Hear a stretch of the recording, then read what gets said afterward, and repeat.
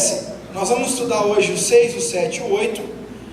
Vamos destrinchar esses 3 capítulos, que eles estão muito conectados um com o outro.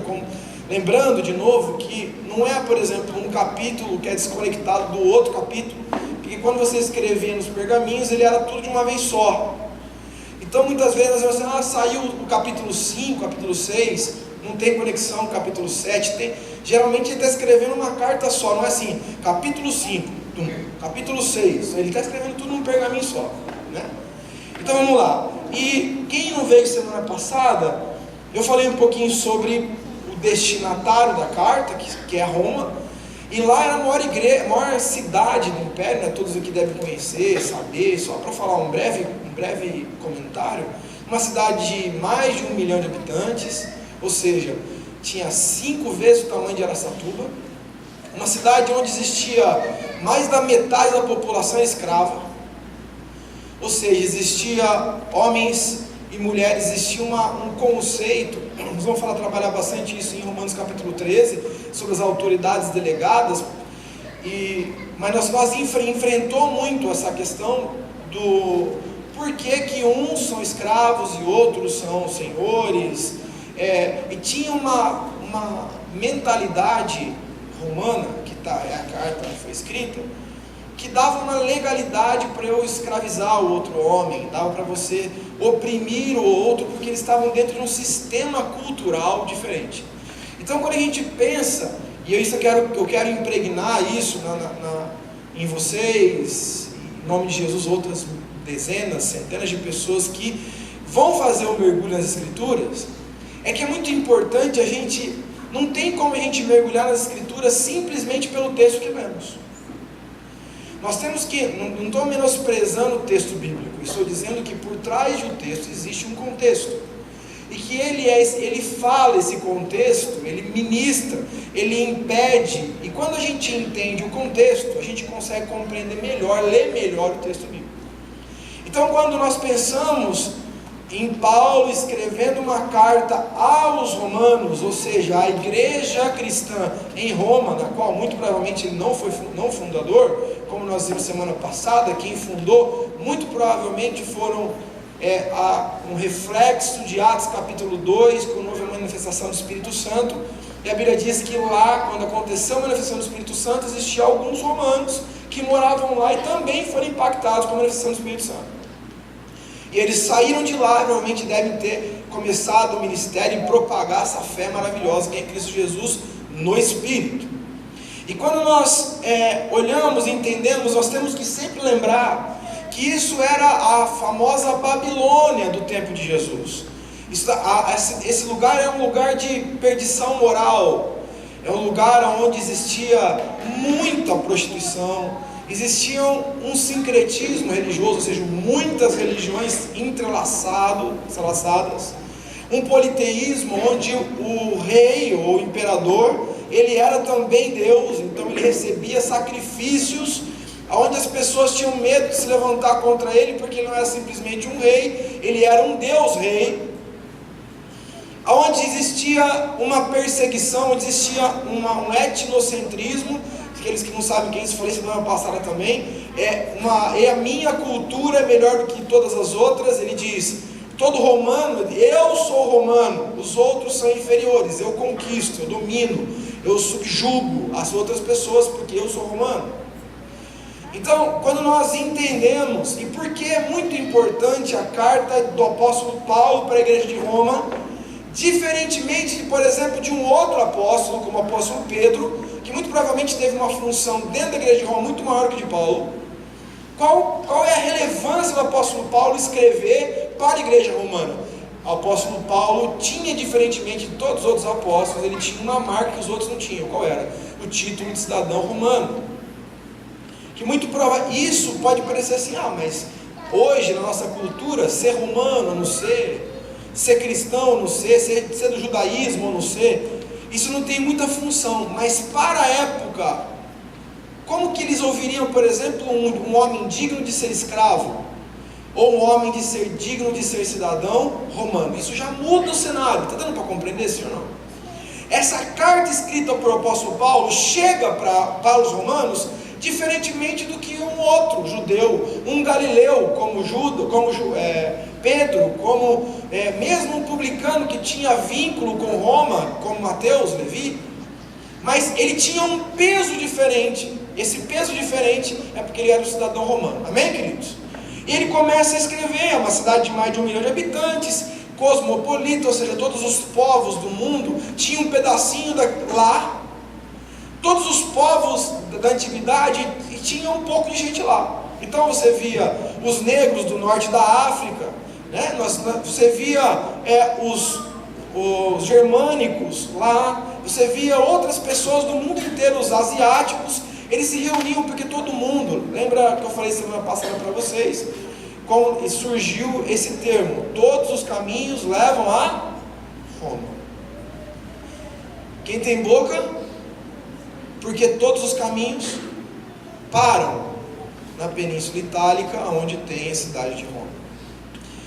Então nós entendemos o destinatário, e o destinatário dessa carta era para a igreja de Roma, que era uma igreja mista, heterogênea, entre judeus e gentios. Ou seja, por exemplo, existem cartas que elas são cartas básicas para falar com o judeu.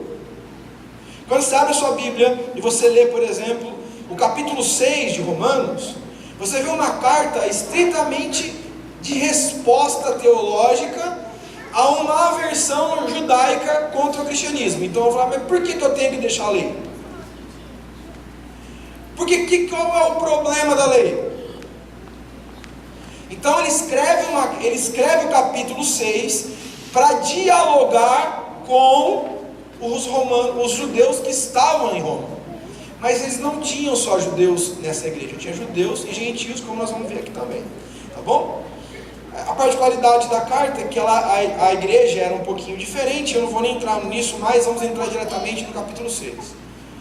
O capítulo 6 ele tem alguns pontos importantes, né? Primeiro é a resposta do apóstolo Paulo, como nós vimos domingo agora no culto, eu pude pregar sobre esse texto, sobre uma heresia chamada antinomianos, que é o que? Eles acreditavam que quanto maior o nível de envolvimento com o pecado, ou quanto mais nós pecamos, maior é a graça manifesta, por isso peque à vontade, porque a graça vai abundar, amém? Então assim, eles não. Então o apóstolo Paulo é confundido, né? Confundido muitas vezes, porque antigamente existia, quando o pastor Marcelo citou aqui o texto, vocês não devem ficar mais amedrontados, mais atemorizados como outrora vocês ficavam. Isso tem a ver com o quê? O que vocês acham que tem a ver esse texto? Tem a ver com o quê? Com o terror da lei. Estou dizendo assim, eu sei que vocês tinham medo, eu sei que vocês tinham medo, eu sei que vocês tinham receio, eu sei que vocês tinham medo de abrir o chão e engolir o Coré, ou deixar leprosa como em Números 12 e Miriam. Vocês tinham medo. Eu quero dizer uma coisa para vocês, na nova lei, na nova dispensação da graça, a graça em Cristo Jesus pelo Espírito Santo, que o capítulo 8 é um pneumatológico, ele é de Espírito. A base de Romanos capítulo 8 é o Espírito. Ele diz assim, vocês não precisam ter mais medo, vocês não têm mais receio, porque a relação que agora vai estabelecer entre vocês e Deus, ela tem que gerar em vocês a consciência, o verso logo posterior a esse, no capítulo 8, nós vamos ver isso aí também, no verso 17, no verso 15, né, fala sobre isso, e no verso 16 diz, o próprio Espírito testifica no nosso Espírito que somos filhos de Deus. E ora, verso 17, ora, se somos filhos de Deus, também somos herdeiros. Então ele começa a dizer assim, a lei gerou em vocês um medo, um terror, um desespero pelo juízo. Agora vocês têm a oportunidade, dentro da lei da graça, do novo tempo da graça, vocês saírem do jugo do temor e se colocarem no jugo de filiação.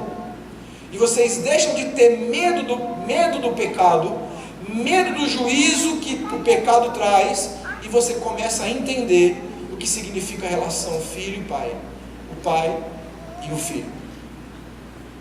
Então essa é a primeira base deles. E depois eles têm, acho que ficou aqui, duplicou, né? Então o que o Dietrich Bonhoeffer, ele fala, ele escreve, que é um teólogo alemão, ele começa a falar exatamente sobre isso, sobre a graça barateada, ou seja, a graça vulgarizada. E aí ele vai trabalhar isso daí, por quê? Porque como o apóstolo Paulo começa a dizer para os judeus, que estavam em Roma, em todos os lugares, agora, queridos, não é porque você jejua, não é porque você deixa a sua franjinha enrolar, não é porque você guarda o sábado, e não é porque você dá o dízimo, não é porque você faz votos, você acende a tabernáculos lá em outubro todo ano, na festa dos tabernáculos, que você vai ser justificado. Agora você vai ser justificado pela graça. Graça o que é graça? Não, agora não tem mais mérito seu, é fé. É a graça, favor e merecido. Merecido? Que massa, então agora o que eu posso fazer? Pecar. E aí o apóstolo Paulo tem que trazer esses caras de volta. E é isso que nós vamos trabalhar. A graça, no capítulo 6, a graça como agente de libertação do pecado, e o batismo de morte em Cristo para o pecado. São termos que nós vamos trabalhar hoje. Eu disse para vocês, quando nós começamos a estudar o livro de Romanos, eu falei assim, vocês querem pegar um livro mais fácil, né? Porque o livro de Romanos é um livro teológico, é um livro de mergulho teológico. Então, nós vamos falar sobre coisas, um mergulho teológico nas abstrações, né? Muitas vezes são ideias que não são tão palpáveis, mas vamos mergulhar em nome de Jesus, tá bom? Vamos lá. Capítulo 6, do verso 1 ao verso 2 diz: que diremos, pois? Permaneceremos pecando para que seja a graça mais abundante? De modo nenhum. Como viveremos ainda no pecado, nós os que para ele morremos? Porque existia esse movimento, que está embaixo do seu texto do slide, esse movimento herege dizia: peque porque a graça virá. O apóstolo Paulo nos ensina, a Bíblia nos ensina que onde abundou o pecado, superabundará a graça de Deus. Então peque porque a graça vai superabundar. E o apóstolo Paulo diz assim: não, vocês não estão entendendo, a graça não é uma permissão para que nós nos entreguemos ao pecado. Ao contrário disso, a graça vem, não porque nós merecemos, mas ela vem nos libertar das garras do pecado. E quem morreu em Cristo não vive mais pecando, porque tem uma nova natureza, como diz nos outros versículos que nós vamos ver aqui no capítulo 6, né? Porque, por exemplo, no verso 14: porque o pecado não terá domínio sobre vós, pois não estáis debaixo da lei, e sim da graça. Ele está dizendo: vocês vão ser livres do pecado. Capítulo 6, próximo tema: batismo de morte. A grande confusão do cristianismo, queridos, e isso é muito importante, eu queria que vocês anotassem isso no coração de vocês, no papel, porque a sedução de um cristianismo de meia tigela é fazer com que a gente acredite que o cristianismo é um lugar de vida para os nossos desejos, ou seja, trazer para a gente a alegria, a paz, a tranquilidade, o massagear do nosso ego, ou suprir as nossas vontades humanas. Evangelho significa suprir todas as nossas necessidades em Cristo Jesus. Ele vai suprir todas as nossas necessidades aonde? Em Cristo Jesus. Veja bem, não é na minha vontade. Lembremos de Tiago capítulo 4, que nos ensina: pedis e não recebeis, porque pedis mal, para esbanjares dos vossos próprios deleites. Em nenhum momento a palavra de Deus diz: conheça Cristo para você se entregar aos seus deleites. Diz: conheça Cristo para que Cristo mude a intenção do seu coração e você experimente qual é a boa, perfeita e agradável vontade de Deus, vida prática. Dando para compreender, sim ou não? Então ele diz: ou porventura ignorais que todos nós que fomos batizados em Cristo Jesus, fomos batizados aonde? Na sua morte. O que isso significa? Significa morrer para as nossas próprias concupiscências. Ele está dizendo, porque nós somos atingidos pela graça, nós podemos morrer. Está dizendo assim, deixa eu dizer uma coisa para vocês, que talvez, como a Bíblia diz em João capítulo 3:10, e Nicodemos não entende, Jesus diz para ele assim, você é mestre e não entende, você é mestre em Israel, você não compreende. O apóstolo Paulo está pegando a mesma linha de João capítulo 3, que diz que nós temos que morrer e nascer de novo. Ele diz, nós estamos falando de uma nova essência. Vocês estão dizendo que a graça te dá direito de pecar. Eu estou dizendo que a graça faz com que você tenha uma nova vida que não tolera o pecado. Se você deseja o pecado, significa que você não tem uma nova vida, porque quem morre para o pecado e não peca, não porque não pecaremos, como o próprio apóstolo Paulo nos ensina no capítulo 7, mas ele diz, aquele que morreu no pecado, no batismo como Jesus morreu, não tem mais espaço, não dá mais espaço para o pecado, pois tem uma nova natureza. Está dando para compreender, queridos? Sim ou não? E aí o que ele diz? Fomos, pois, sepultados com ele na morte pelo batismo. Existem pessoas que vêm na igreja, ficam tempos na igreja e não são batizados, porque não entenderam a relevância do batismo. O batismo significa, eu batizo e morro. Como eu disse para vocês, que existe um texto lindo, tem na internet, quem quiser depois procure ver. Não se espante, porque é um texto que foi tomado pelos católicos. Então você vai meu Deus, daí é um texto católico, é um texto histórico, chamado Didaquê, que é um livro do primeiro século, e você vai ver o que os apóstolos, e que todos os historiadores renomados da história da igreja, todos os historiadores que leem o Novo Testamento, acreditam na veracidade desse livro. E quando eles dizem sobre o batismo, eles fazem com que todos que vão ser batizados, os apóstolos escreveram isso, tá? A liderança da igreja do primeiro século, bem próxima de Cristo, escreveu isso. E aí, lá naquele texto, diz que quando alguém for batizado, deve fazer um jejum de só a base de leite e de mel, para que eles possam entender que o leite e o mel significa que quando eles morrerem no batismo, eles estão entrando numa Canaã espiritual, onde é uma nova vida, uma nova roupagem, um novo conceito de história. Está dando para compreender, queridos? E ele diz, para que, como Cristo foi ressuscitado dentre os mortos, percebam que o foco de Deus não é nos matar. O foco de Deus é fazer com que Cristo, que ressuscitou, ressuscite em nós, através da nossa morte. Ou seja, enquanto você viver, Cristo não vive em você, mas quando você morrer, Cristo vive em você. Então é morrer. O Evangelho de Jesus é morte.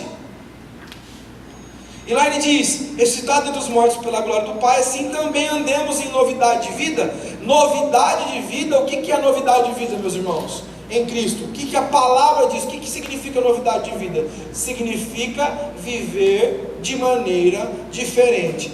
Diferente a que tipo de vida? Da vida que vivíamos quando nós não tínhamos sepultado a nossa natureza pelo batismo. O que é novidade de vida? Contar uma piada nova toda semana? O que é novidade de vida? Falar uma coisa bonita da Bíblia todo dia no Facebook? Novidade de vida significa viver de maneira diferente que eu vivia como eu vivia antes de ter Cristo. Isso é uma prova, né? Vamos ler mais, capítulo 6, verso 8, vida prática e santidade. O apóstolo Paulo, por ser um colérico convicto, apesar de ele ter respingos de abstrações e de teorizar, né? Tudo aquilo que ele acredita como teologia básica de Cristo, ele não consegue deixar de deixar a coisa prática. Isso é um desafio para a gente em Cristo Jesus. Você pode conhecer teoria, você pode conhecer teologia, você deve conhecer teologia, você deve estudar a palavra, mas se isso não transforma em prática, você tem um problema. E aí ele diz o que em Romanos 6:8? Ora, se já morremos com Cristo, cremos que também com Ele vivemos. Ele disse, se nós já estamos morrendo, nós temos que crer que Ele vive em nós. E crer que Ele vive em nós, significa de verdade crer que Ele vive em nós, porque nós interiorizamos um conceito que muitas vezes não é entendido por nós mesmos. Entender que Cristo vive em nós, que Ele quer viver, que Ele quer ditar comportamento, que Ele quer ditar reação, que Ele quer ditar orientação, que Ele quer ditar caminho. Está dando para compreender? Significa que Ele tem vontade própria em nós.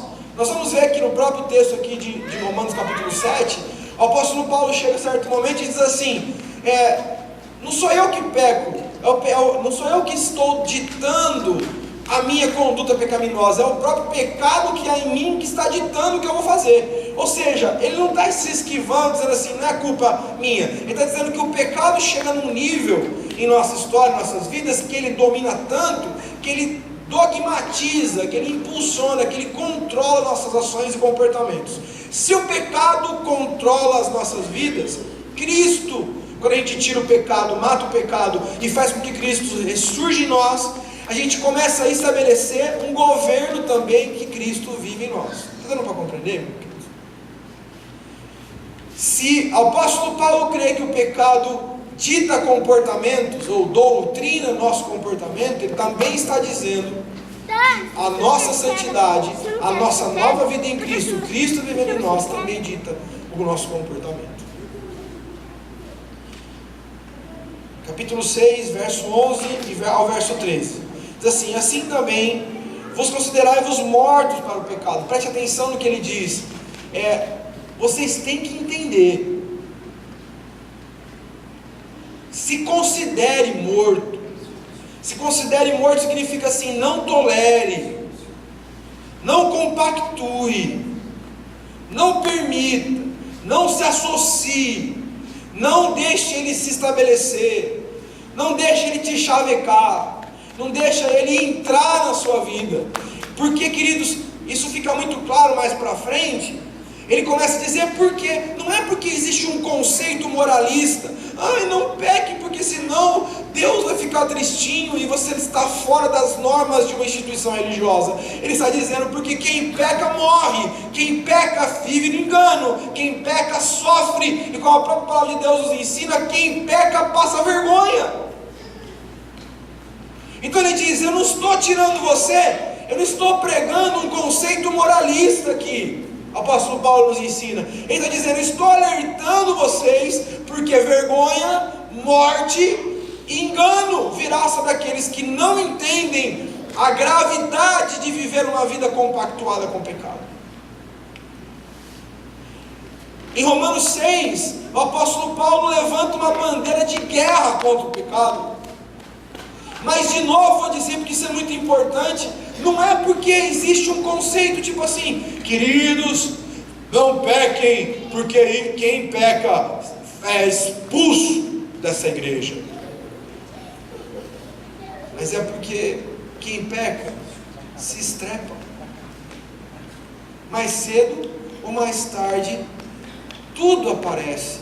Como eu disse para vocês domingo, o pecado tem uma conta a ser paga e ela bate na sua e na minha porta.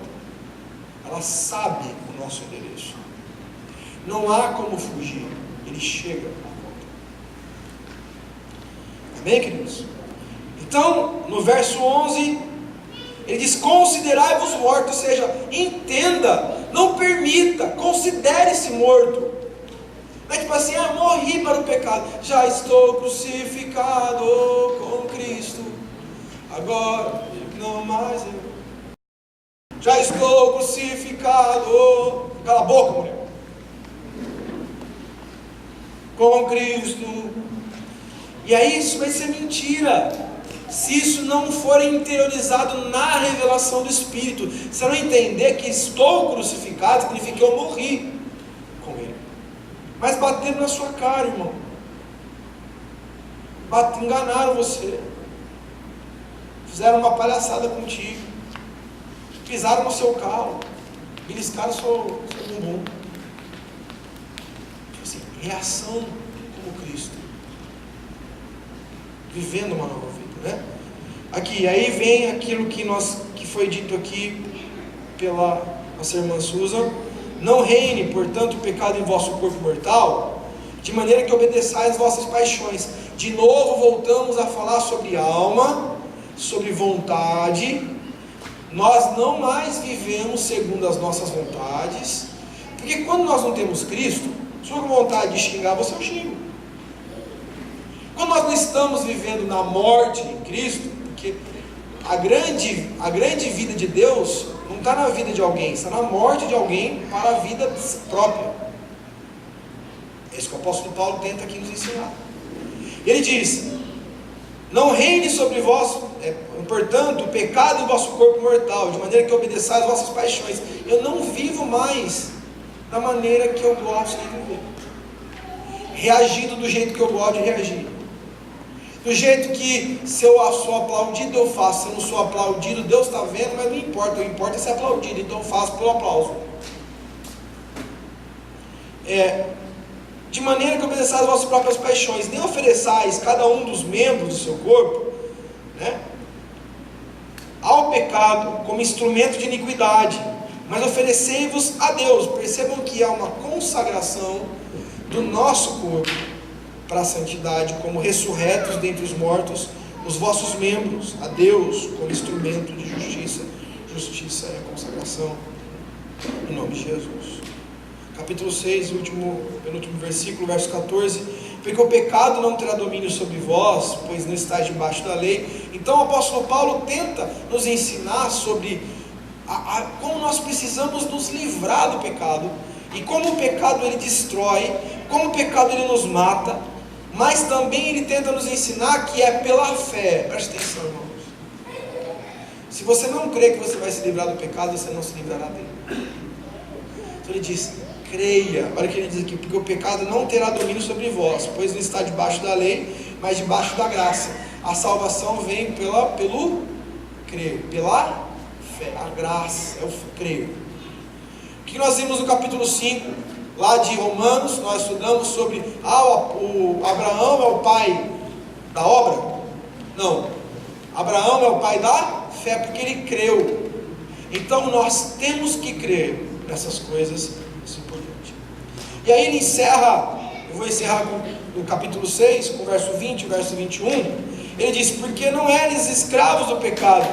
Porque quando eres escravos do pecado, estavais isentos em relação à justiça. Isentos no grego é eleuteros, que significa estavam sob o jugo, do pecado, sobre a relação à justiça. Naquele tempo, que resultados colhestes quando vocês estavam entregues ao pecado? Qual é o resultado? Qual foi a colheita de quando você estava no pecado? Qual é a colheita que nós tivemos quando nós pecamos? Qual a colheita que você tem quando você pecou? Aqui está na Bíblia: somente as coisas que agora vos envergonhais. Agora, quando vocês olham daquilo que vocês viram no pecado, vocês têm vergonha, porque o pecado, na luz de Jesus, ele só traz uma coisa: vergonha. Aqui, vos envergonhais, porque o fim dessas vergonhas é o que? Morte. Viver em santidade, rompido com o pecado, significa, querido, não um ato de religiosidade, mas um ato de inteligência espiritual. Porque viver uma vida cristã pecando significa viver uma vida de burrice espiritual. Porque se eu vivo em Cristo pecando, em Cristo eu não estou, e eu estou amontoando sobre mim juízos, estou amontoando sobre mim morte. Nós sabemos disso. Tem relatos que exatamente sobre isso, quando alguém matava alguém, foi até dito pelo nosso irmão Luiz lá, quando alguém matava alguém nas redondezas de Tarso, o juízo sobre ele era o seguinte: ele ficava, o assassino, ele era amarrado no corpo do morto, e o morto, decompondo-se em cima do vivo, contagiava e matava aquele que era vivo, como juízo sobre ele. Então, quando o apóstolo Paulo nos ensina que nós temos que nos livrar do corpo do pecado, do corpo que tenta nos amarrar na morte, ele está dizendo assim: o pecado é uma morte que tenta te levar para o lado dela. É como se alguém dissesse assim: não, eu estou no inferno, mas venha para o inferno também, porque é gostoso. Desce redondo lá, você não viu a propaganda da escola, sabe o que é aquilo lá? Venha para o inferno, desce redondo, aqui tem mulher bonita, no céu tem só anjos cantando. Capítulo 7, nós temos algumas bases dele que eles estão anotando. Lá diz o que? A liberdade da lei é obsoleta, ou seja, ultrapassada, né? A liberdade da lei é obsoleta, livre para uma nova ordem espiritual. Está errado aí o texto, não esquenta, eu vou explicar. Então o que está escrito aqui? A lei, ela se tornou obsoleta, e agora nós somos transportados para um novo momento espiritual, que é a era da graça, que é porque a lei se tornou obsoleta. O próprio verso 4 do capítulo 7, o propósito prático para a ressurreição de Cristo, nós vamos ver que é a frutificação. Ele responde se a lei é má, porque ele começa a dizer: a lei do trabalho, a lei ficou obsoleta, a lei foi substituída pela graça. Porém, ele dá no verso 7, né, no capítulo 7, ele nos ensina que a lei não é má, que ela tem o seu propósito. Nós vamos ver isso aqui. O engano, e ele fala sobre o engano do pecado, o engano da morte, que está escrito no verso 11, vamos ver. Vamos lá. Capítulo 7, verso 2 diz: ora, a mulher casada está ligada pela lei ao marido, enquanto ele vive, mas se o mesmo morrer, desobrigada ficará da lei conjugal. Para quem o apóstolo Paulo está escrevendo isso? Para a mulher que está divorciada, é isso? Para a mulher que perdeu o marido? Qual o propósito desse texto aqui? Vamos lá, eu quero que vocês me expliquem aqui, me ensinem aqui esse negócio. Qual o propósito disso? Não coloca o próximo versículo, por favor. Não coloca. Aí, isso, legal.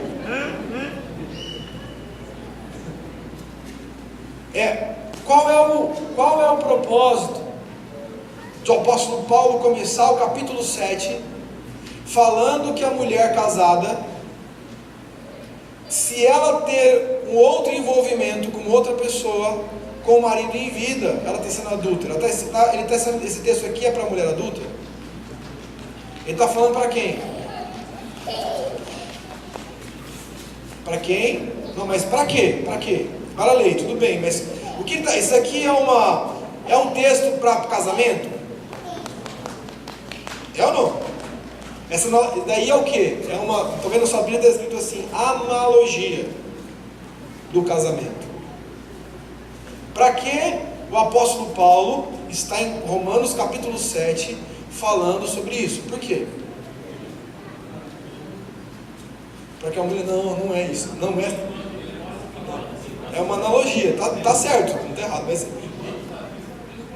exatamente, ele está dizendo o quê? Que enquanto a lei estiver viva na mente, ou seja, eu sou casado com a lei, a noiva é casada com a lei. Se a lei não morrer, eu não estou livre para abraçar a graça. Está dizendo assim, que enquanto a lei estiver viva, olha o que ele está dizendo aqui, vocês vão ver claramente no verso 4. Pô, agora pode pôr, vai lá. Pode pôr agora, Magrão. Isso.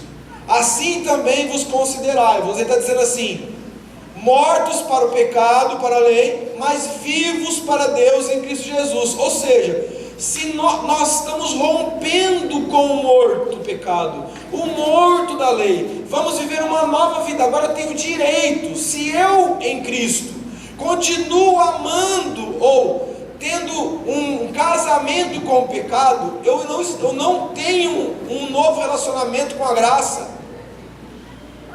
Eu não tenho direito, eu ainda vivo um casamento com a graça à base do adultério espiritual.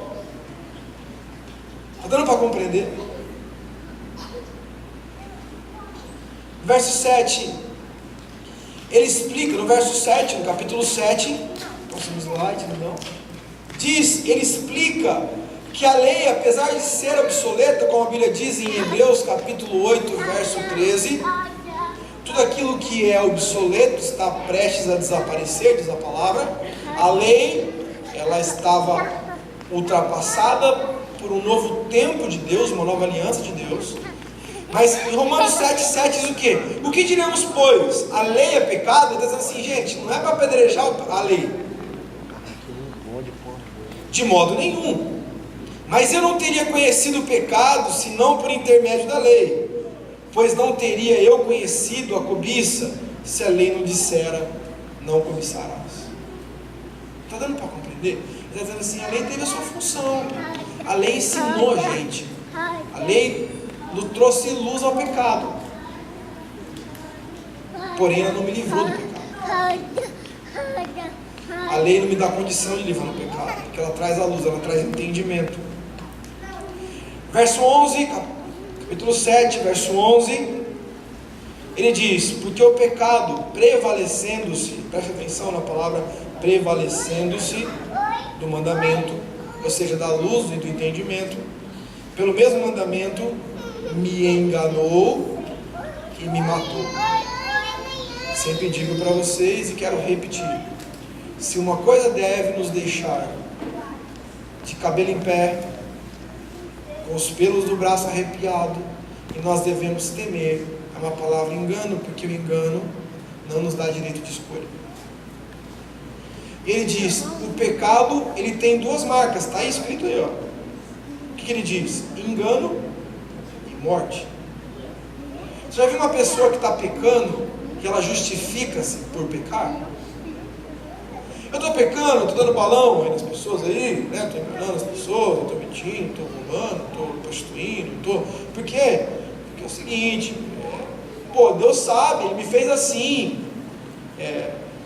Quantas vezes eu cheguei, a gente estava lá e o casalzinho chegava na igreja, aí a menina falou assim, não, apóstolo, conversa com meu namorado, por quê? Porque ele fala que ele não consegue, todo homem não consegue. Falou que está cheia a coisa lá, está estourando. Eu falei, bola de parque. E é verdade, e eles têm um discurso para dizer para a mulher, tem que transar comigo porque eu não aguento. Sendo que a Bíblia diz que não existe nenhuma aprovação que nós não conseguiremos suportar. Mas eu começo a desenvolver uma teologia para justificar porque eu tenho direito de pecar, sendo que ninguém tem o direito de pecar, porque se morreu no batismo, tem que ter uma nova vida em Cristo. Então ele diz que o pecado ele engana, e como todo enganador, ele sempre conduz o engano e termina, o final dele é a morte. Ele traz a morte. O enganador ele vai ludibriando, ele vai arrastando, ele vai enganando, ele vai pintando figuras mentirosas e vai nos atraindo até que nós morremos. Capítulo 7 ainda, verso 14 e verso 17 diz, porque bem sabemos que a lei espiritual, de novo o apóstolo Paulo tenta dizer para cada um de nós que a lei não é uma desgraça, né? Todavia, sou carnal. Quem disse isso? O apóstolo Paulo é carnal. Se o apóstolo Paulo é carnal, quem aqui é espiritual, irmão? Fala para mim, que talvez você seja. A Bíblia diz, percebam como os apóstolos, eles tinham a consciência da falibilidade deles próprios. Percebam como os apóstolos, nós estamos vendo alguns trechos do Novo Testamento, estudando algumas cartas que nós já estudamos, perceberam que eles não dizem assim, não, porque eu sou santo, eu tenho vivido em santidade, não, porque eu não sou como os outros homens, como diz o fariseu lá, né? Na parábola de Jesus, quando junto que ele está lá com o publicano, ele diz, obrigado Deus, porque eu não sou como os outros homens.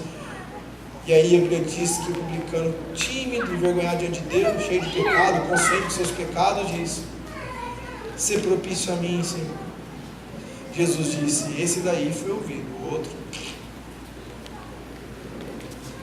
Essa altivez, perceba que o apóstolo Paulo diz, eu sou carnal. Quantos têm coragem de dizer isso, eu sou carnal? Quantos têm coragem de dizer que a carne às vezes vence? Eu digo isso para Deus. Tem uma historinha que é verdade. O cara vai lá, vai orar, está orando, Senhor, eu sou um carnal miserável. Alguém vai lá na porta, olha ele orando e diz assim, é verdade, Deus. O que você está falando? Quem é você para falar isso de mim? Eu não sou isso não. Para Deus a gente abre, né? Assim, quando alguém diz, quem é essa pessoa para dizer que eu sou carnal? Realmente ninguém é capaz de dizer isso, né? Ele diz: estou vendido à escravidão do pecado, porque nem mesmo compreendo o meu próprio modo de agir. Quem aqui já vivendo uma vida de pecado não compreendeu a atitude que teve? Quando eu já me vi, já estava fazendo. Um dia, eu já contei isso algumas vezes para vocês. Um dia eu estava lá jogando futebol. E assim eu aprendi a domar minha alma, né? Nas questões esportivas. Nunca ninguém aqui viu eu dando piti, brigando com ninguém, jogando bola. Agora eu parei de jogar porque o meu joelho machucou. Mas assim, nunca antigamente, nunca me viu. Nunca. O que aconteceu? Um dia eu estava lá jogando futebol e eu estou tranquilo, eu estou dominado, né? Por isso. Fui jogar bola, quem foi jogar bola comigo? Meu irmão. Meu irmão abençoado, né? E meu irmão tem uma característica, querido, assim, ele gosta de brigar, sabe, assim? E aí o menino, ele gosta de ficar fazendo firulinha, sabe, ele acha que é o Neymar, e começou a fazer firula, o cara veio e deu no meio dele, tuf. Aí ele foi lá, deu um empurrãozinho no cara, eu falei, para. Beleza. Aí o cara veio de novo nele, ele foi lá e deu um rolinho no cara, passou, aqueles que não sabem, uma vergonha, passou a bola no meio das pernas do cara, e saiu do outro lado, isso aqui lá, e o cara veio querer pegar e não conseguiu. Aí beleza, aí o cara pegou a bola e deu no meio do cara. O cara caiu. Vou te pegar. Eu falei, meu Deus. Aí meu irmão tava correndo assim, ele veio assim e chutou por trás do meu irmão, assim, caiu assim, ó. Quando você percebe, o cara machucou. Quando eu me vi, eu já estava na direção do cara, preparando um soco para dar na cara dele. Porque eu fui defender meu irmão. Uma coisa involuntária, que eu estou dizendo aqui para vocês, é que o apóstolo Paulo disse, porque eu nem mesmo compreendo meu próprio modo de agir. Isso não é uma filosofia, é uma ação. Eu não fiz nada, tá? Glória a Deus, eu baixei a mão, né? Já voltei atrás, eu consegui, né? O Espírito deu um carnalidade subindo. Eu parei, glória a Deus, separei, beleza? Tipo assim, mas a minha natureza já me empurrava para um pecado. Ela já me empurrava. Você imagina se eu bato no cara, dou um soco no cara. Todos os amigos do meu pai, meus amigos antigos, amigos do meu pai, que são meus amigos, que ficam me olhando como pastor, dá um soco na cara do cara, pensou, sai na fora da região, pastor só cara do cara. Os caras já falam de mim se eu fazer, mas se eu fizer. Imagina, os caras já gostam de falar de mim se eu fazer nada, mas se eu fizesse. Então ele diz assim, eu não compreendo meu modo de agir, pois não faço o que prefiro, e sim o que eu detesto. Quantos aqui já falaram assim, ó, eu não quero fazer meu esforço. Quando eu ouvi, eu já fiz. Quando eu já fiz, eu já gritei com meu filho. Quando eu já vi, eu já briguei com a minha esposa. Eu odeio fazer isso. Quando eu ouvi, eu já escondi o dinheiro da minha esposa para não dar dízimo. Quando eu já vi, já eu estou avarento. Queridos, nós somos, e ele, olha o que ele diz aqui, ora, se faço o que não quero, consinto com a lei, que é boa. Neste caso, quem faz isso, já não sou eu, mas o pecado que habita em mim. Presta atenção, que ele está terceirizando o negócio, ó. Quando eu estou debaixo do pecado, o pecado me controla. Presta atenção no que ele está dizendo, ele está colocando um personagem no meio da conduta dele, que nós cristãos muitas vezes entendemos em nós, não entendemos no outro. Quando você pega assim, eu não tinha conseguir. Quando o outro pega, vagabundo. E quando nós entendemos essa reflexão, nós entendemos que o pecado ganha vida. Nós estamos no capítulo 7 ainda, Deus tem misericórdia. Ora, se faço o que não quero, consinto com a lei, diz assim, neste caso, quem faz isso já não sou eu, mas o pecado que habita em mim. Está dizendo, o pecado me controla, me conduz, me empurra a fazer coisas que eu não quero, a romper com aquilo que eu acredito que é o certo, e aquilo que eu detesto, aquilo que eu abomino, é aquilo que eu faço, aquilo que eu desejo, aquilo que eu não consigo fazer. E ele se vê, queridos, ele não se vê assim, eu sou o pop apóstolo Paulo. No verso 24 ele diz: desaventurado homem que sou, quem me livrará do corpo desta morte? Ele está dizendo assim: é uma guerra, ou é uma guerra só para Paulo, para você não? Porque se não é uma guerra para você, ora por mim. Alguém aqui não enfrenta a guerra para viver carne? Quando seu marido pega no seu pé, quando seu marido é insensível com você, é insensível, grosso o dia todo, depois diz assim: amor, vamos. Você diz assim: lógico, meu amor, é um prazer fazer amor com você. Você diz assim: seu vagabundo, você me maltratou o dia inteiro e agora você vem com essa cara deslavada atrás de mim. E quando a mulher vai lá e pega no seu pé e fala um monte de coisa, e quando acaba, e ela começa a repetir de novo toda a bronca que ela deu desde o começo. E quando acaba, ela liga, repite de novo, porque tem mulheres que tem repeat, né? Tem mulheres que ela tem repeat, então ela liga o play, aí a hora que você passa todo o sermão, né? Aí você fala assim: agora, ufa, acabou, ela liga o repeat, ela volta, fala tudo de novo, e você diz assim: amor, é muito bom ouvir suas instruções, a sua palavra profética me edifica, assim, o que foi? Mergulhando na discussão, né? Nas instruções. Irmão, ou quando você está assim para o filho: filho, não faça tal coisa, e o filho vai lá e faz, aí você vê que a meleca foi feita porque ele desobedeceu, aí você diz assim: querido e amado filho, é um prazer, né, te corrigir quando você erra, vem aqui, papai vai ter um tempo de amor e reflexão nas escrituras com você. Assim que a gente faz. Eu diz assim: eu vou te estrangular. Acho que meu filho falou: é isso daí que ele faz. Ele falou alguma coisa, a cara falou assim: ó. Eu tenho certeza que ela falou: está me denunciando, filho, por favor, fala que eu sou um homem espiritual. Capítulo 8. O capítulo 8, ele tem uma característica maravilhosa, que ele é pneumatológico. O que é esse bicho aí? É médico de pulmão? A palavra pneuma vem de vento, né? Que dá origem à palavra pneu, de ar, que dá a palavra pneu. Pulmão, né? Pneumatologista, por exemplo. E aí, por que ele é pneumatológico? Porque ele centraliza. Presta atenção, vamos caminhar nos degraus aqui. Vamos lá, degrauzinho. Então, o primeiro degrau, capítulo 6. Capítulo 6, o que nós vimos aqui? Nós vimos a guerra do apóstolo Paulo nos ensinando sobre o pecado, certo? Então ele subiu um degrau.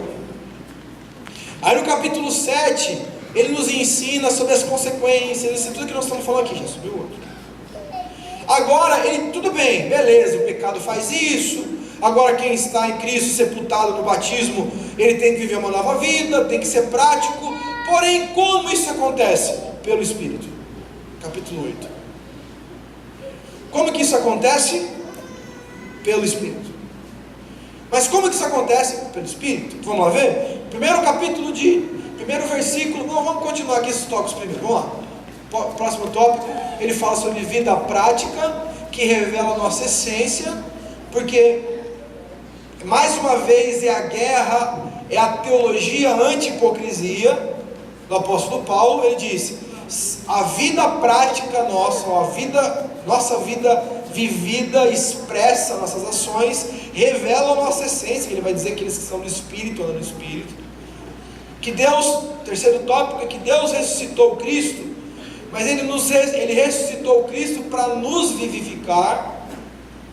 O Deus que ressuscitou Cristo nos vivificará. Ou seja, Ele está dizendo assim: gente, vale a pena. Vale a pena morrer, porque o Deus, Jesus morreu, mas Ele ressuscitou. Quem ressuscitou Ele foi Deus. E se Deus ressuscitou Ele, Ele também nos ressuscitará. E o último, que a graça nos livrará do medo, do terror religioso. Que tem de crente com medo. Tem igreja que o pastor proíbe de outra igreja. Tem igreja que tem medo de outra igreja, tem medo do pastor. Às vezes eu vejo alguns pais falando assim, ó, apóstolo está aqui, olha lá o apóstolo, fica bravo com você. Eu falo, pelo amor de Deus. Daqui a pouco vai ser mais temido pelas crianças que falam de Kruger. Você tem medo do quê? Do apóstolo. Libertação por interior das crianças quando chegarem no encontro. Qual que é o seu medo? Apóstolo. Você tem medo de mim?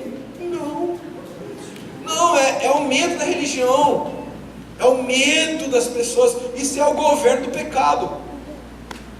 Nossa, se o meu pastor ficar sabendo que eu ouvi uma pregação de outra pessoa que não é da igreja, ele vai me expulsar, pelo amor de Deus. Nós estamos vivendo o tempo da graça, cheio de desgraça religiosa sobre nós. Governo, eu não mando em ninguém, vocês não são meus, vocês são de Cristo. Até onde nós vamos viver? Eu fico vendo esse coronelismo pastoral, me dá nojo, me dá de vomitar. Isso aí chama coronelismo pastoral. Isso é um crime, uma vergonha para a graça de Deus. Quantas e quantas igrejas os pastores ficam assim, se for ver alguma coisa, tem escondido. Apóstolo, vir aqui no culto, mas não conta o meu pastor não. Eu falei assim, pelo amor de Deus, eu falo para ele assim, acorda para a vida, filho, sai da desgraça da religião, se encontre com a graça de Cristo e viva a liberdade dele na sua vida em nome de Jesus, amém, queridos? Tá certo que esses caras vão lá, ficam vendo um monte de porcaria, depois vem para cá fazer um monte de bobagem aqui, porque eu creio, recebi uma revelação, fazer o que? É livre, é livre. Se Cristo liberta, quem sou eu para aprisionar? Não é verdade, irmão? E eu não sou paternalista, não posso ser. Você faz isso, você faz aquilo outro, isso você não pode fazer. Não, vai para as escrituras que ela vai te falar, o Espírito Santo vai falar com você. Capítulo 8 diz, verso 1 diz, agora pois já nenhuma condenação há para os que estão em Cristo Jesus, porque a lei do Espírito, veja bem, se a gente pegar os outros primeiros 7 capítulos de Romanos, nós vamos ver 2 vezes esse Espírito aparecer, pneuma, o Espírito Santo de Deus. E quando chegamos no capítulo 8, nós vemos 20 aparições do Espírito. Por isso que ele é conhecido como o capítulo do Espírito Santo. Mas a grande maioria das pessoas que estão vendo na superficialidade do capítulo 8, eles não convêm isso, não conseguem enxergar. Olha o que a Bíblia diz, agora pois já nenhuma condenação está em Cristo, porque a lei do Espírito da vida, em Cristo Jesus, te livrou da lei do pecado e da morte. Ele fala, no capítulo 8, ele fala sobre a vida prática no Espírito, de novo a vida prática no Espírito, de novo o apóstolo Paulo, com todo o seu cleriquismo, diz teoria e prática, prática e teoria, quem tem teoria tem prática, quem não tem prática não tem teoria. Ele diz, porque os que se inclinam para a carne, ou seja, aqueles que vão se jogando para a carne, aqueles que têm uma tendência para a carne, aqueles que gostam da carne, cogitam das coisas da carne, eles pensam das coisas humanas, mas os que se inclinam para o Espírito, das coisas do Espírito, eles se inclinam, eles se entregam, eles procuram o Espírito. Queridos, eu não quero dizer uma coisa para vocês, em nome de Jesus, não se soberbeçam, porque senão já estão pecando, estão ficando na carne. Mas a verdade é que o culto de terça-feira, por exemplo, é um culto que as pessoas vêm para cá para buscar as coisas do Espírito. É natural. Alguém obrigou vocês a virem aqui? Se obrigou, fui eu. Eu não ligo nem para os meus 12. Vamos para o encontro, vocês não estão aqui? Cadê vocês? Eu não ligo. Acabou essa fase da minha vida. Agora assim, quem quiser vir, vem. Quem não quiser, quem está perdendo? Depois fica assim, eu não sei, eu não entendo muito a Bíblia. Perdeu o playboy. Está aqui, quem veio aqui e estudou, recebeu. Quem não estudou, ficou em casa, viu Fantástico. Big Brother, sabe? Agora, o que acontece? As coisas, quem gosta da palavra, quem gosta das coisas espirituais, se joga para as coisas espirituais. Talvez se eu falasse assim, vamos fazer uma mega festa na terça-feira, ou um culto de carro zero. Eu vou orar e os carros vão ter um carro zero. Meu Deus, nós vamos fazer uma fila em volta aqui dessa igreja aqui para poder entrar e receber o carro zero, porque as coisas, de novo, quem é espiritual cogita as coisas do, quem é carnal cogita as coisas da carne. Quando o palio zero, quando o carro novo, quando o dinheiro, quando a festa for mais importante do que a palavra que não passa nunca e permanece para sempre, nós vamos enfrentar e conhecer na conduta quem quer a palavra e quem não quer a palavra. Mas assim, eu amo Jesus, estou desesperado por Deus. Está desesperado? Tudo bem. E a sua conduta como é? Não, eu busco Deus. Você não vem na terça-feira, está cansado. Estava passando o jogo da 5ª divisão do Campeonato Francês. E aí eu fui ver. Na verdade, assim, ó. O apóstolo Paulo está dizendo claramente: aqueles que estão no Espírito, eles se inclinam para o Espírito. Eu estou felicíssimo. Eu digo, queridos, vocês não têm ideia a endorfina espiritual que corre nas minhas veias quando eu venho para terça-feira. Eu gosto disso. Eu tenho um êxtase de alegria estar aqui. Quando eu vejo as pessoas, quando eu vi os vídeos dos meninos colocando lá, falando sobre mergulhando nas escrituras, é um desafio, eu falei, yes. O Espírito Santo está agindo, as pessoas começaram a entender o poder da palavra e estão deixando as suas inclinações para as coisas da carne, para se inclinar para as coisas do Espírito. Eu estou yes. Glória a Deus. E ele diz, se inclina para as coisas do Espírito, porque o pendor é o pensamento sobre. O pendor da carne, o pensamento da carne, dá para a morte, ele tem o seu fim na morte, mas no Espírito para a vida. Porque, queridos, nós lemos sobre Salomão, eu preguei sobre domingos passados sobre Salomão. Salomão é um homem que pendeu para a carne. Ele tinha 500 mulheres, ele tinha dinheiro, ele tinha festas, ele tinha grandes empreendimentos, ele tinha muitos aplausos, ele era o cara, ele era o temido, ele era o poderoso. E ele chega no final da vida e diz, tudo que eu tinha é vento, é uma desgranha, porque o que realmente importa é aquilo que eu não procurei, diz as Escrituras. E muitas vezes, queridos, nós estamos na contramão do nosso ego. Um estudo como esse é contramão do ego, é contramão da nossa vontade, é a contramão da nossa carne. A nossa carne quer chegar do serviço, terça-feira, dia de branco, o dia inteiro, por 6 da manhã, vim pra cá, quero dormir, minha casa, cansado, tá passando um seriado top de linha lá, Resident Evil, agora sim, eu quero assistir uma coisa, eu quero ver aí fala assim, não, vai ter a palavra lá, estudo da palavra, legal, muito gostoso, né? Mas o Espírito, quando nós estamos íntimos com o Espírito Santo, alguém vai falar a palavra, o Espírito que está em nós, o Cristo que vive em nós, grita e diz assim, eu quero, é isso que eu anseio. Veja bem, no verso 8 e 9, o apóstolo Paulo começa a dizer que é indicotomizável a vida cristã sem Espírito, não dá para dividir, não dá para se separar. Ele diz, portanto os que estão na carne não podem agradar a Deus, preste atenção, aqueles que vivem na carne, eles não conseguem agradar a Deus, eles podem fazer sacrifícios, eles podem fazer coisas, mas eles não agradam a Deus. Eles podem vir para o culto, mas não agradam a Deus. Eles podem dar oferta, mas eles não agradam a Deus, porque eles vivem na carne. Eles não têm a natureza de Deus, porque eles não morreram no batismo da morte. Vós, porém, percebam que o apóstolo Paulo fala com a igreja de Roma, diferente da igreja de Corinto, por exemplo, ele fala, mas vós, porém, não estáis na carne, ou seja, uma igreja que está no Espírito, uma igreja legal, mas no Espírito. Aí você vê o dedinho, a ironia de Paulo, ele diz, se de fato o Espírito de Deus habita em vós,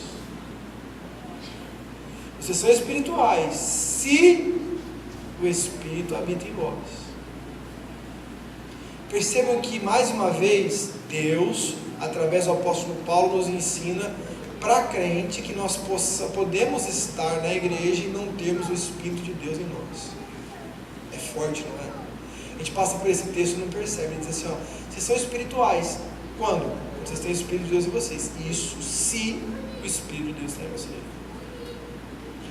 Perceba que uma outra coisa que ele está querendo dizer aqui é a indispensabilidade do Espírito para uma vida espiritual. Ele diz assim, ó, se alguém não tem o Espírito de Cristo, esse não é dele.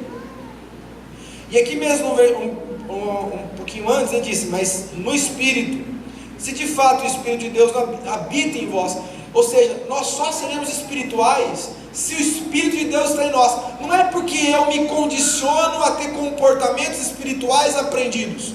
Não é um conceito, a partir de agora você fala crentez, a partir de agora você tem esse tipo de comportamento, a partir de agora você para de falar palavrão, para de xingar os outros, para de roubar, para de matar, para de prostituir, para de transar, aí o cara assim, para.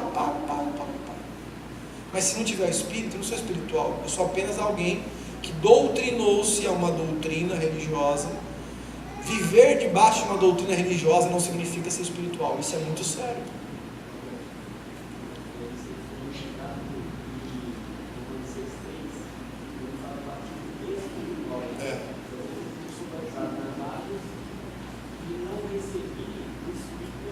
Sim.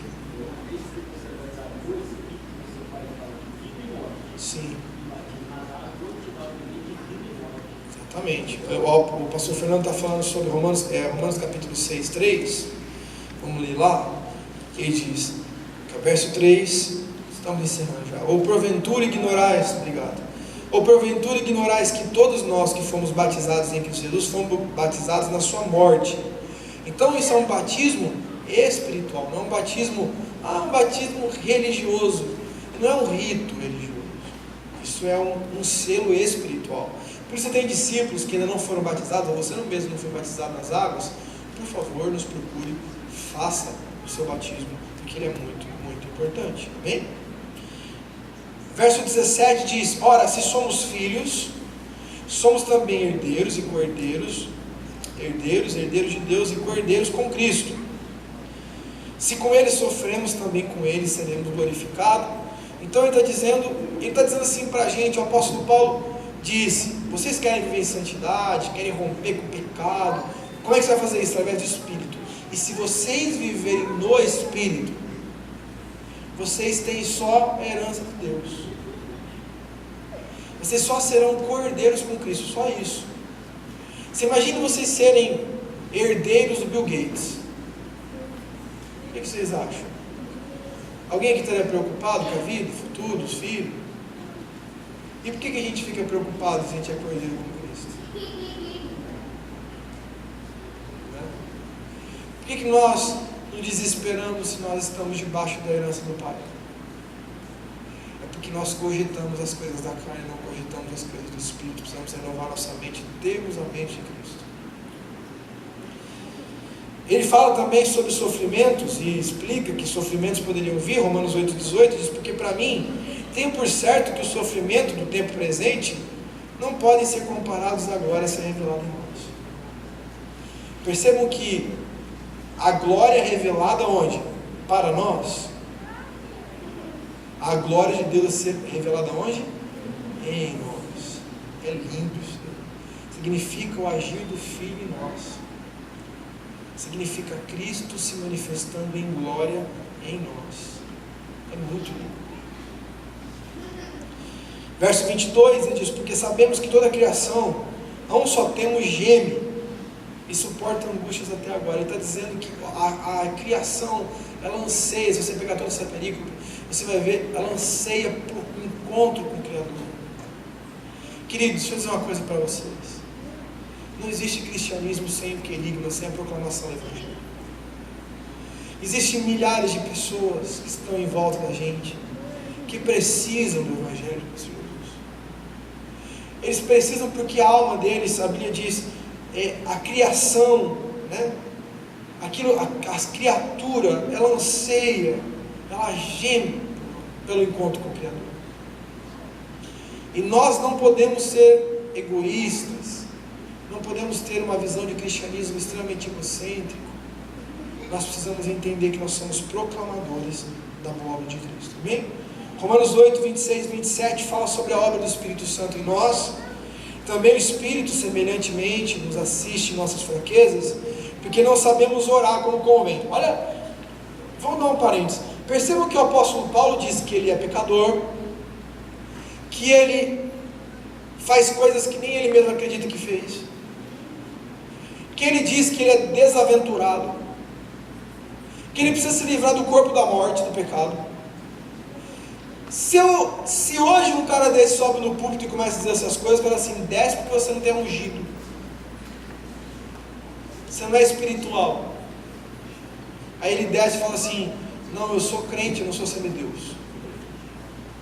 E aí quando nós olhamos para esse entendimento, você vê que ele diz aqui nesse texto, que é uma coisa maravilhosa. Ele diz assim, ele não diz vocês não sabem orar, ele diz nós não sabemos orar. Ele está dizendo assim: nós somos tão chulo que a gente fica orando bobagem. Quantos aqui já oraram para poder casar com uma pessoa que depois que passou o tempo não deu certo, diz assim: glória a Deus que não deu certo? A pessoa se tivesse ouvido? Já pensou se eu tivesse ouvido e me desse aquela mulher? Meu Deus, aquela mulher é uma jararaca maximizada geneticamente pelo inferno. Quase que eu caso com ela porque ela é bonita. Ela era bonita, porque hoje sou rascunho do inferno. Quase que eu caso com ela porque eu fiz oração pedindo: Senhor, me dá ela, senão eu morro. Vocês acham que não tem oração assim hoje? Você acha? Porque se eu perder ele, Deus, eu não vou querer nem mais um homem. 2 meses.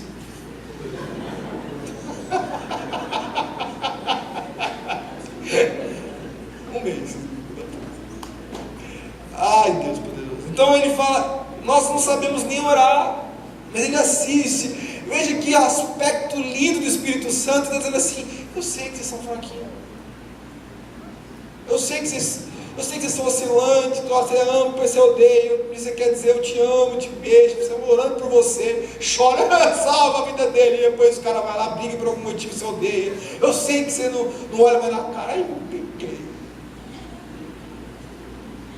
Como se o pecador, a criatura que também foi vítima da graça, na palavra vítima é um lado positivo, vítima da graça, pudesse virar a cara para o outro que também é vítima da graça.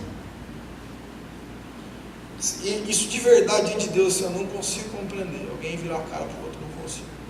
Irmão virar a cara para o outro, não consigo.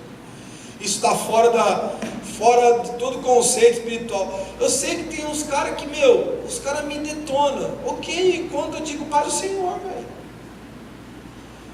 Ele que fica com a guerra do Senhor. Eu vou falar a paz do Senhor, eu vou virar a cara para ele, eu sou espiritual, velho. Carnal não. Porque se eu vivo na carne, o juízo da carne vem sobre mim. Eu tenho que ficar na minha. Entendeu? Tipo assim, queridos, tem vivido cada coisa na minha vida que eu vou falar para vocês, só pela graça de Deus. Só pela graça de Deus. Quando começar a contar aqui, vocês não vão botar uma fé. Então assim, mas eu tenho que fazer, eu tenho que viver no Espírito, é o Espírito. Entendeu? Tipo assim, eu tenho que viver na palavra. Você sabe que eu tenho uma empresa, chama Inova. Eu tenho uma pessoa para trabalhar comigo, a pessoa trabalhou comigo, foi lá, pegou dinheiro de uma cliente que eu trouxe para o carro, pegou 10 pau e sumiu. Crente. Aleluia. Não é. Não, ela não é. Ela é uma mulher espiritual.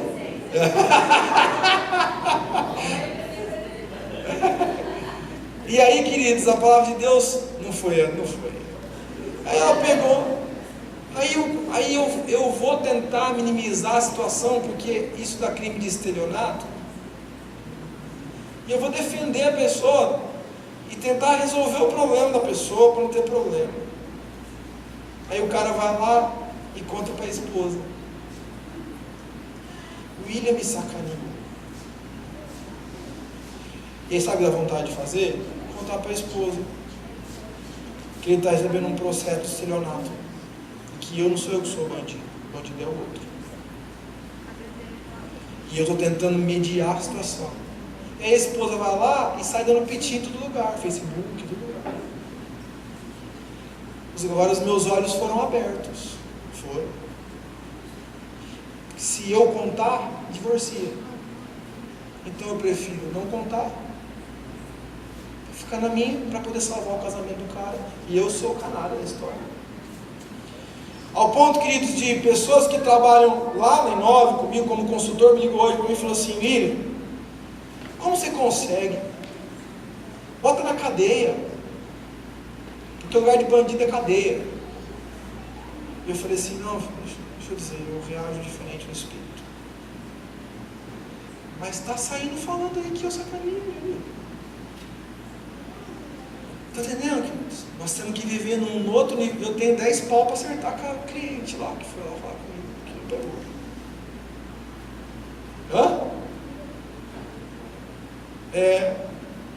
Então, queridos, nós temos que entender no espírito que nós temos que agir diferente. Você acha que eu tenho vontade, não tenho vontade de ligar para ele e falar assim: bendito, amado, vem aí, meus amigos, cops. Os policiais, preciso dar um abraço aqui, acertar uma pendência que você tem, você controlar a sua esposa descontrolada, que está falando um monte de bobagem, você sabe o que está acontecendo. A provisão de Deus, Romanos capítulo 8, verso 32. Aquele que não poupou seu próprio filho, antes por todos nós o entregou, porventura nos dará graciosamente com ele todas as coisas. Romanos capítulo 8, verso 37 também fala sobre provisão e diz: em todas as coisas, porém, somos mais que vencedores por meio daquele que nos amou. Olha que coisa mais linda. E o último tópico do 8, o propósito eterno de Deus. Eu quero encerrar com esse versículo, porque tem a ver com aquilo que eu tenho ministrado todos os cultos, tem aquilo que eu tenho falado para vocês em todas as reuniões. Olha o que o apóstolo Paulo nos ensina: porquanto aos que de antemão conheceu, ou seja, olha, é a presciência de Deus, ele já sabe. De novo, eu sei que eu já falei sobre isso e algumas pessoas endoidaram, ficaram mandando mensagem para mim: apóstolo, o que significa isso? Não entendo esse negócio. Deixa eu dizer, tempo, passado, presente e futuro é nosso. Para Deus não tem futuro, não tem presente, não tem passado, tem tempo. Vocês estão com uma cara que vocês não estão entendendo. Tipo assim, saindo uma fumacinha assim, ó, fundo de um HD. Ele sabe, não existe, o tempo de Deus é diferente do nosso é Cronos. O tempo de Deus é o Kairos, ele não tem tempo passado, presente e futuro. Então ele olha para o alvo, ele vê passado, presente e futuro no alvo. Ele vê todos nós, ele já tem. Então olha o que a Bíblia está dizendo aqui: portanto, aos que de antemão conheceu, ou seja, antes de tudo ele já viu, já conhecia, também os predestinou para serem conforme ao quê? Preste atenção naquilo que eu sempre tenho pregado todos os dias aqui no culto. Os predestinou para serem o quê? Avivalistas de poder, isso. Pregadores para... Qual é a principal desejo de Deus? Predestinou para sermos conforme a imagem do seu Filho, para que nós possamos ser imagem de quem? Do seu. Não é imagem de ninguém, não é imagem de uma denominação, não é imagem de nada, é imagem de quem? Do seu Filho. Qual é o desejo de Deus desde antes do homem existir, desde antes a terra existir? Era que o Filipe fosse a personificação, a materialização da imagem do Filho de Deus nele. nós nos parecendo com Cristo, para sermos a imagem do Filho, a fim de que Ele seja o primogênito entre muitos irmãos, ou seja, aonde existe um primogênito chamado Jesus Cristo, e todos os outros irmãos semelhantes a Ele, a imagem do Filho, no comportamento do Filho, na vida do Filho, na maneira de viver a vida como Filho de Deus, como Jesus Cristo.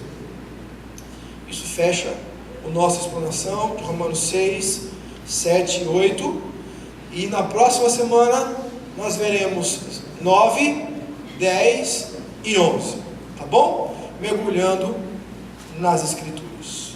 Amém, queridos? Alguém quer falar alguma coisa, perguntar alguma coisa? Eu vou perguntar para vocês, quem pagou o nome? Vamos orar, vamos crer em fé. Quem pagou o nome?